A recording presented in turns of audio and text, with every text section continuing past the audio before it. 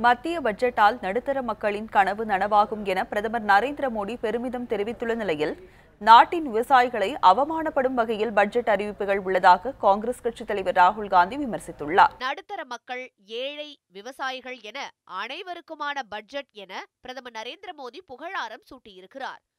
மத்திய பட்ஜெட் குறித்து கருத்து தெரிவித்திருக்கும் பிரதமர் நரேந்திர மோடி, இடைக்கால பட்ஜெட் என்றாலும் நாட்டை வளர்ச்சி பாதைக்கு அழைத்து செல்லும் பட்ஜெட் என்று குறிப்பிட்டுள்ளார். இந்த பட்ஜெட் ஒரு முன்னோட்டம்தான் என்றும், தேர்தலுக்கு பிறகு வளர்ச்சிக்கான பாதையில் நாடு பீடு நடை போடும் என குறிப்பிட்ட பிரதமர், தற்போது அறிவிக்கப்பட்டுள்ள விவசாயிகளுக்கான திட்டம் வரலாற்று முக்கியத்துவம் வாய்ந்த ஒன்று என்றும் தெரிவித்திருக்கிறார். எத்தனையோ திட்டங்கள் விவசாயிகளுக்காக அறிவிக்கப்பட்டாலும் அதன் மூலம் 2 அல்லது 3 கோடி விவசாயிகள் மட்டுமே பயன்பெற்று வந்ததாக குறிப்பிட்டார். ஆனால் தற்போது அறிவிக்கப்பட்டுள்ள இந்த திட்டத்தின் வாயிலாக நாட்டில் உள்ள 12 கோடி விவசாயிகளும் பயன்பெறுவர் என பிரதமர் பெருமிதம் தெரிவித்தார்.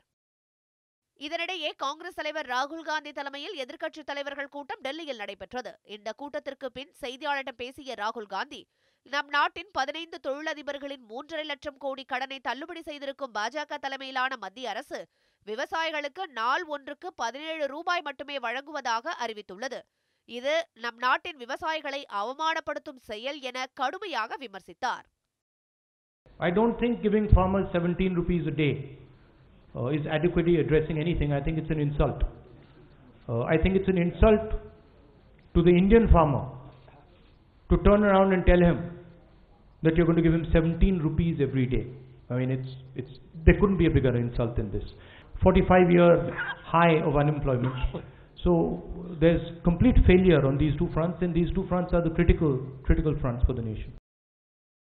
வாக்குகளை குறிவைத்தே நிதிநிலை அறிக்கை தயாரிக்கப்பட்டிருப்பதாக காங்கிரஸ் கட்சியின் மூத்த தலைவரும் முன்னாள் நிதியமைச்சருமான ப. சிதம்பரம் விமர்சித்துள்ளார்.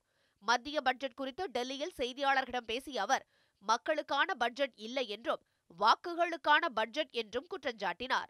நிலமற்ற ஏழை விவசாய கூலிகளின் நிலைமை என்ன, அவர்களுக்கான உதவி எங்கே என வினவிய ப. சிதம்பரம், விவசாய கூலிகள்தான் உண்மையான ஏழைகள் என்றும் குறிப்பிட்டார்.